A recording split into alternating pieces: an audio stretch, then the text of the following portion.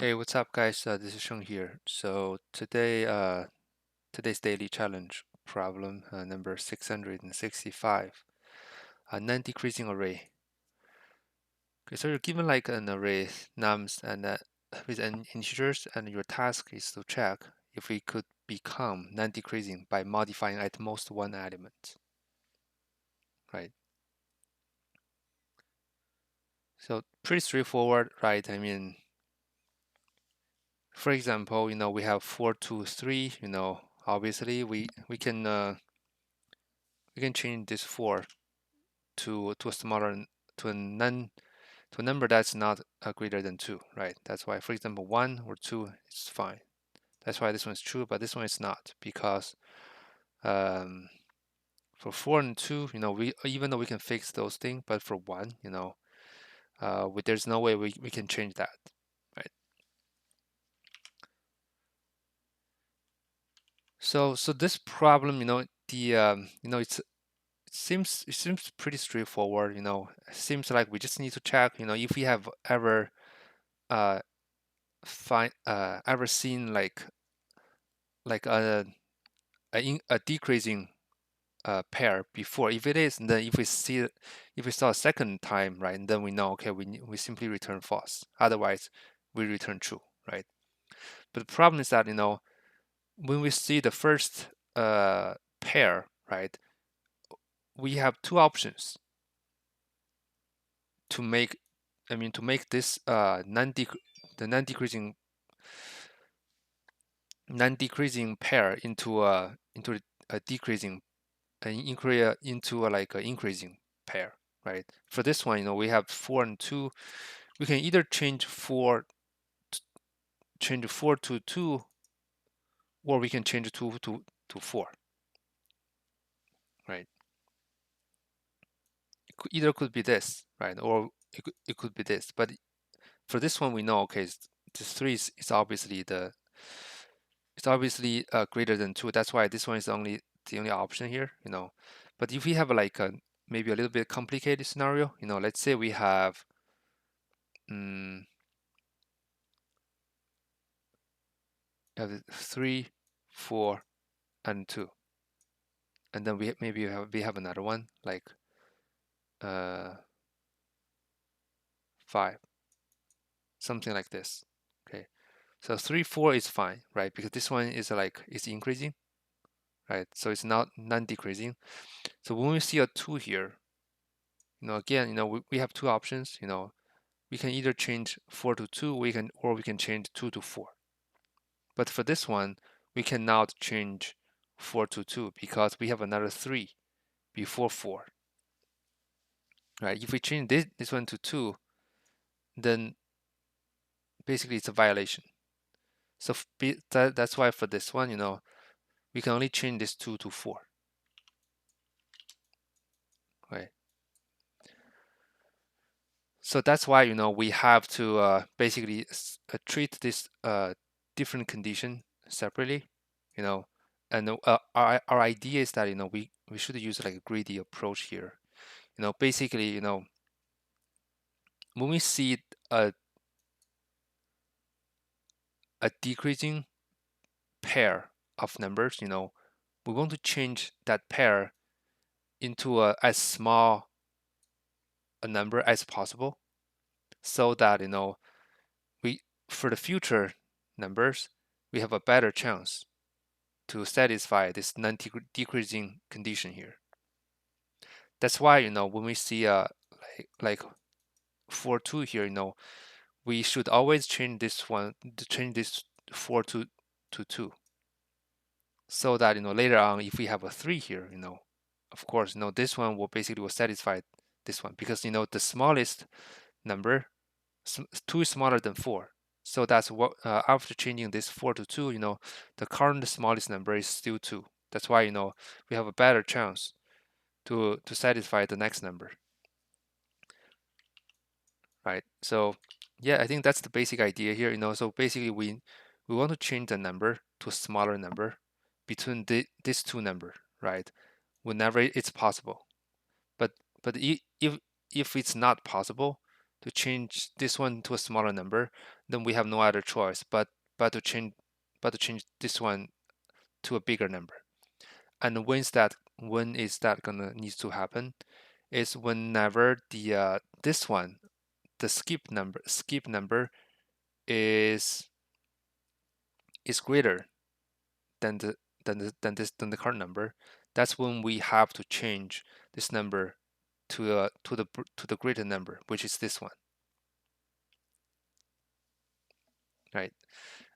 And we only need to check this one. For example, if this one is I, right? And we only need to check I minus 2. We don't need to worry about I minus 3 or I minus 4.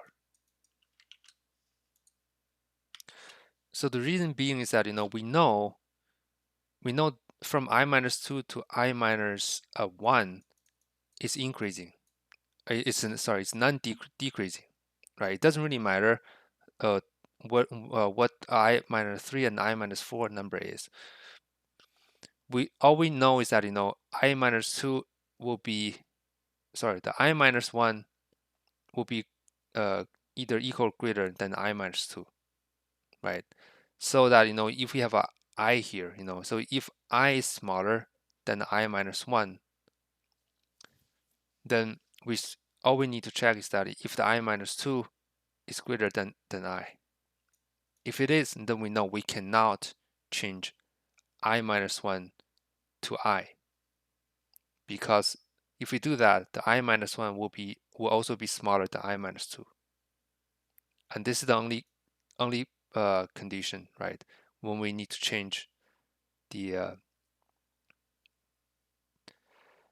I minus 1, we need to change the I to the I minus 1. Otherwise, we change the I minus 1 to I. Yep. So I think that's the only two conditions here. Basically, we just need to have a flag, to tell us if we have ever find find a decreasing pair before. If it is, and then we find another one, we simply return false, right? And then the n is like numbers. So for I in range n 1 to n, right? Because we are comparing the current one with the previous one. So if the current I is smaller, right, then the nums I minus 1. That's when we need to do something. Otherwise, we can simply keep going, right? And then here we return true if everything is fine. So first we do this, right? So if find, we return false, right? Because if we already find like a decreasing pair before, and then we find another one, then we know we return false. Otherwise, okay. Otherwise, we have two conditions, right? Basically, if the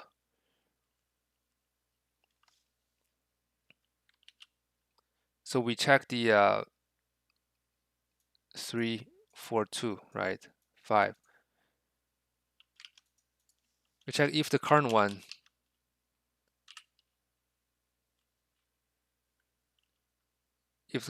is smaller, right?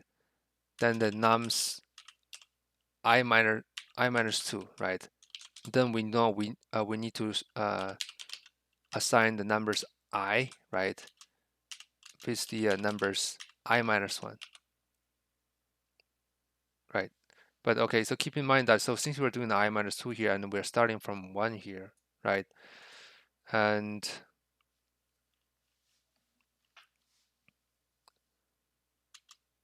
we should do this. Basically, if the I is either equal or greater than 2, and this one, we do this. Otherwise, for all the others, we simply do assign it to in a different way, right? Like this, right? Because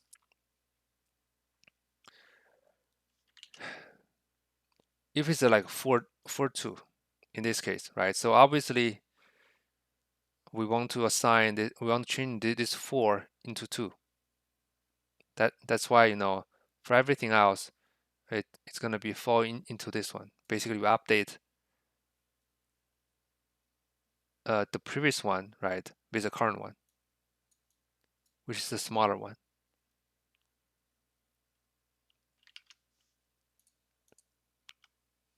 Yeah, so I think that's it, right? So if I run the code, submit.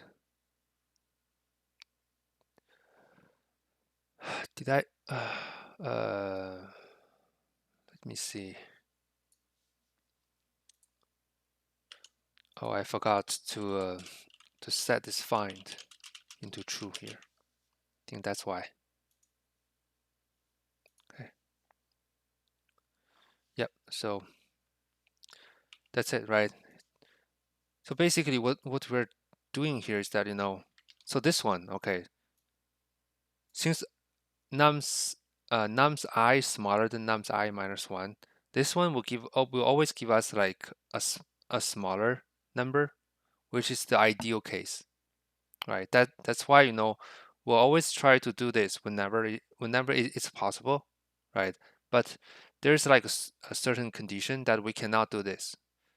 That's when this happens. Basically, if we have like more than 3 numbers in total, and the current number is even smaller than the skip number, then it's I minus 2. That's when we have to set the basically we have to set the current number to a greater number,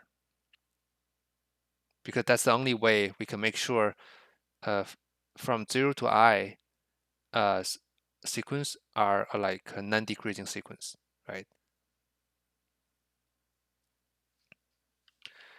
Yeah, I think that's it, right? I mean, I don't know. I don't know if I explained this one well enough, but it's a like array problem with a little bit greedy in it.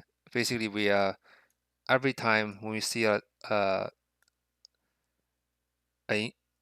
decreasing uh, pair, we're trying to handle that in a greedy way, right? So we try to set it to the smaller number whenever it's possible. But if it's not possible, we have to set it to a bigger number, right? And this greedy way will make sure the next number have a better chance to form like a non-decreasing sequence. Yeah, I think that's it, right? I mean, O of n time complexity, right? And O of 1 space complexity. Yep, so that's it. Thanks for watching this video, guys, and stay tuned. See you guys soon. Bye-bye.